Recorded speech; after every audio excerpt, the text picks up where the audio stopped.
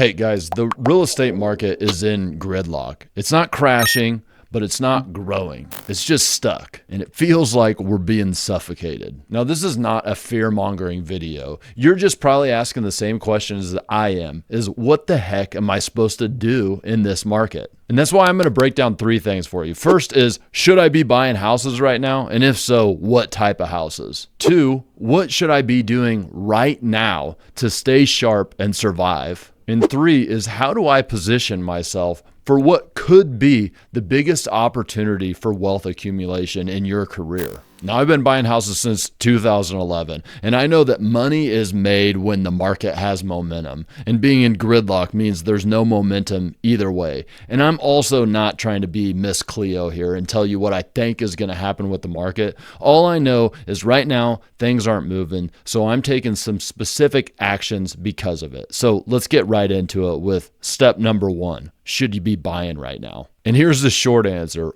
Only if it's a porno deal. That's right. You heard that right. Porno deal. Back in '64, there was like a Supreme Court case where they were trying to determine what hardcore pornography was. And basically, the Supreme Court justice was asked point blank, could you define it? And he was like, well, I can't do it tangibly, but the quote is, I'll know it when I see it. And that's kind of the same deal I have with if I'm buying houses right now. I'm only going to be buying it if it's a phenomenal deal. And how would I be able to define what a phenomenal deal is? I don't know, but I'll know it when I see it. So I guess the short answer is I'm pretty much not buying right now. And I know that there's a lot of people out there that are saying that, well, every time's the right time to buy, you're always going to find a reason to wait. And truly, that is basically always my mantra, is that now is always the best time to buy.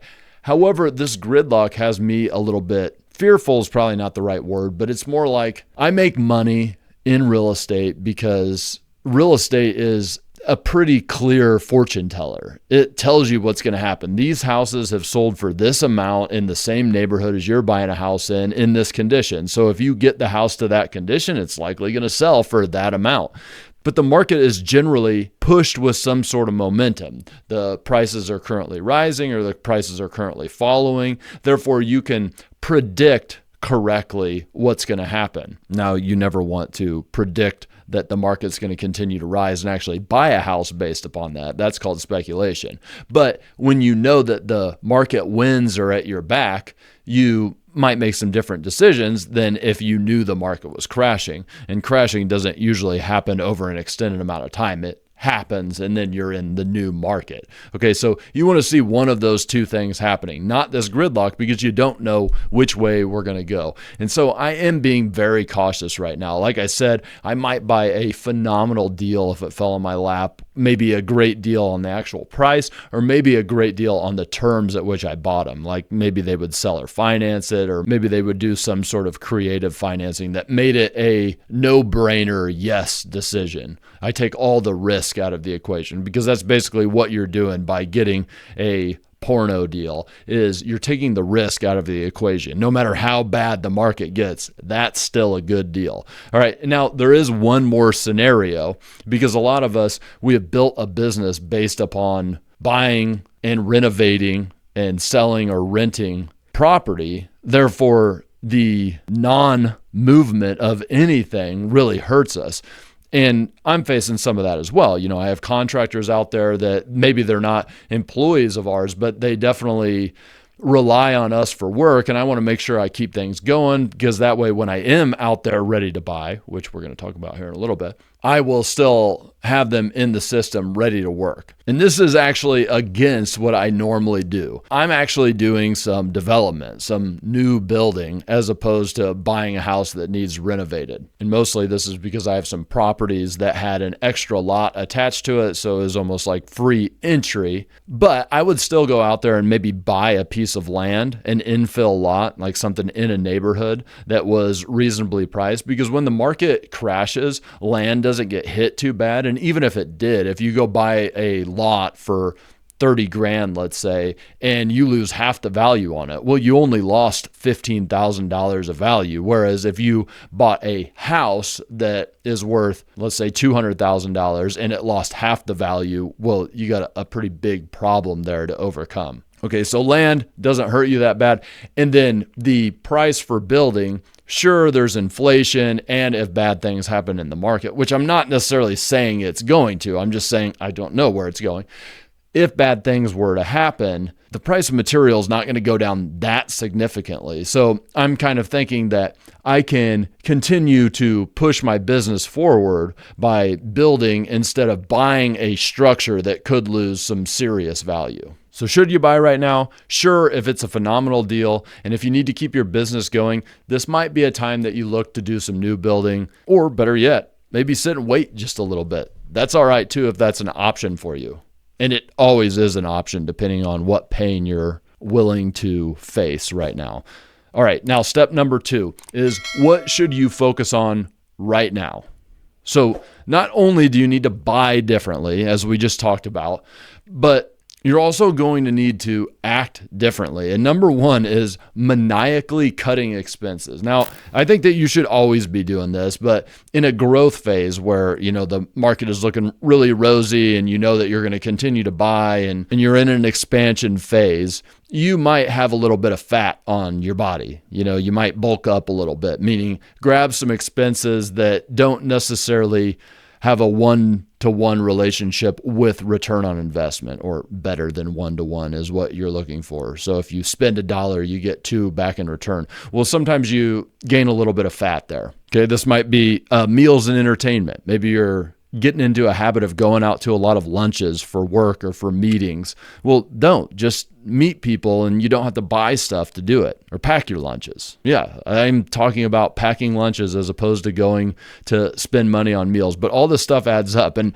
actually, if you really broke down your budgets, people spend a lot of money on that crap. Office expenses. Honestly, if you don't need an office, don't have one. Go work from home. I think that people get into offices way quicker than they need to. Payroll, that's always going to be the biggest expense. If you can move to, what I call the one-person real estate operating model, which is what I'm doing now, that's where I've cut my payroll and I'm using a lot of VAs, overseas employees, or AI to get done what I need to get done. Well, that is a huge weight lifted off you and you feel really light. And I don't want to go off on a tangent here, but that really is the key, guys, that most people's businesses become a prison that locks them away. You really need to stay light so you can go live your life while you're building wealth for the future. And finally, you need to learn to budget personally.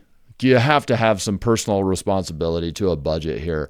And I mean, even if you do want to spend a little bit more frivolously than I might, you still want to be tracking it and know that you're doing it. A lot of people just spend a lot of money blindly. And this is like, I used to be a personal trainer. I know, crazy stuff. But the first thing that I would tell clients is just like, track your calories. That's it. Just write down what you're eating. And that changed things almost every time, because as soon as you start adding it up, you're like, oh gosh, I'm really making some mistakes here. I thought I was just fine. And people will find the same thing with their personal finances, is they're like, gosh, I go to the gas station to get Slim Jims this often. My gosh, I didn't realize it added up to this much money. That's kind of stupid. I could cut that out pretty easily. Okay, so next, still on what should you do right now? Well, this is if you have projects going on currently, if you're currently on jobs, you're finishing up a flip or finishing up a flip to rental, you want to make sure that anybody that you hired to do the work, let them finish out what they're doing. But you should really think about how you can cut costs on everything, even to the point of doing some DIY work. I mean, you want to save every dang dime you can right now. And it is quite possible that you're going to have to, what we call putting flips on the shelf. I talk about it a lot, that a flip and a rental are pretty much the same thing, because when you finish a flip, you sell it to the open market, to a buyer, but you could also sell it to the bank, as I say, which means get a refinance on it and put a renter in there. And the renter pays you rent, which you use that money to pay the monthly mortgage interest and principal. Or the other way to say it is you put the flip on the shelf. It's like you flipped it. You could sell it to a buyer right now, or you could put it on the shelf as a rental. And a few years from now, you could sell it to the open market. You get better tax benefits that way anyway. All right. So now, finally, hey guys, if you follow the news at all, Warren Buffett stacking up cash right now. I'd say that guy probably knows a thing or two about the market, and you should be doing the same thing. All right. Why is he going out there and stacking as much cash as he can?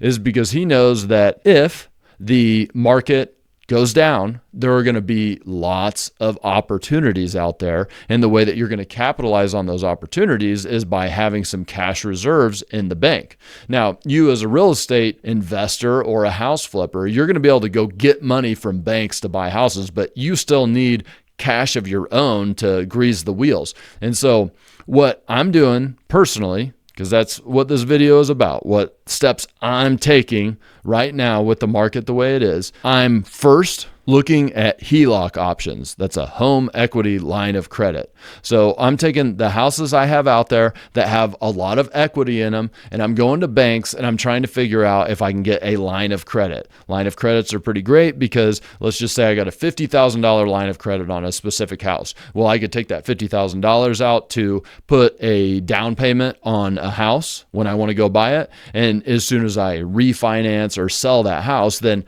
I pay back off the line of credit. So I'm not paying interest on it when I have that money paid off, but I'm paying interest on it when I've pulled it out to use it on a house. No, so that's a line of credit, home equity line of credit. Next is actual refinances. So same house, there's a bunch of equity in it. Instead of doing a line of credit, I could simply get another mortgage on that house or remortgage the whole thing to where I take that $50,000 of equity that I'm able to unlock and I just put it in my bank account. I'm paying interest on it. So be it. Usually those are easier to do than a home equity line of credit. Third is SBA loans. Okay, if you have a business that could qualify for an SBA loan, this is a good way to go out and get some extra cash. Banks are going to help you get those loans because they're backed by the SBA, and so they're trying to get you to go get those loans. And number 4, if you have the time, start a cash business. You know, I always suggest doing something in the home services because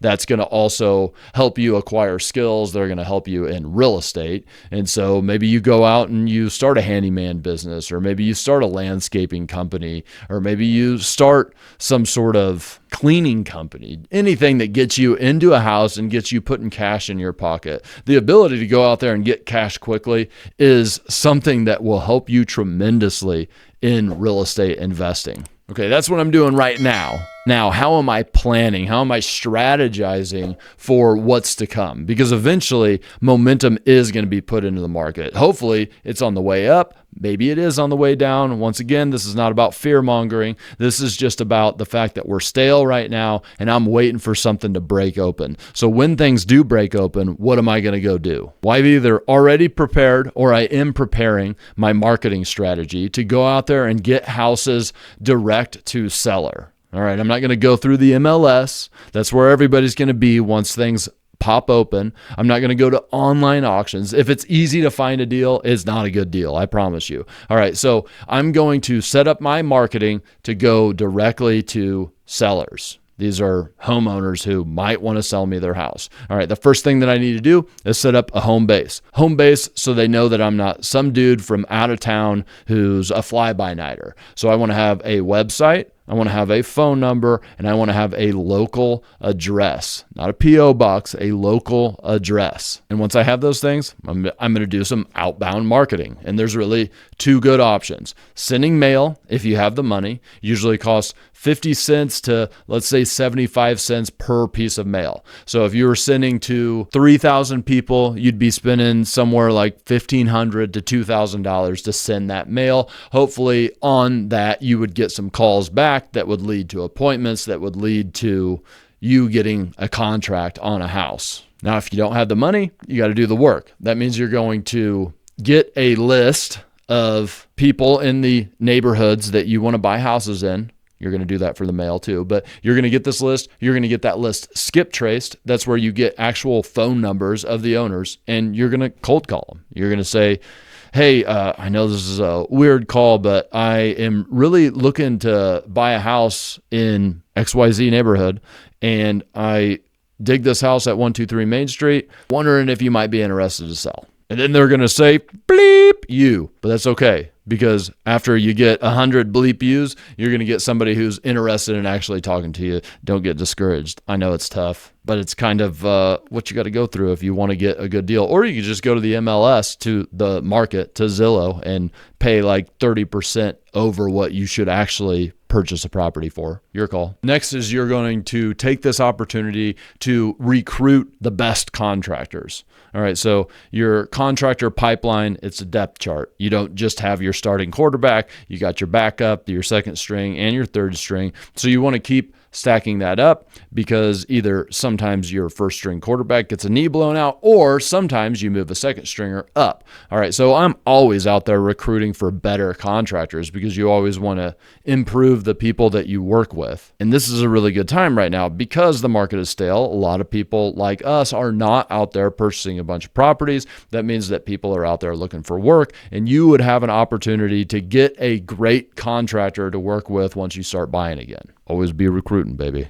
And finally, you want to take this downtime to really go out there and gain knowledge, because the formula is that knowledge times experience equals skills. And skills really is the wealth. Skills are when you're able to invest in real estate at will and gain wealth at an exponential rate. And that's where you ultimately want to get. But you got to gain the knowledge. You got to get some experience. You finally do have to take the knowledge that you gain and put it to practice.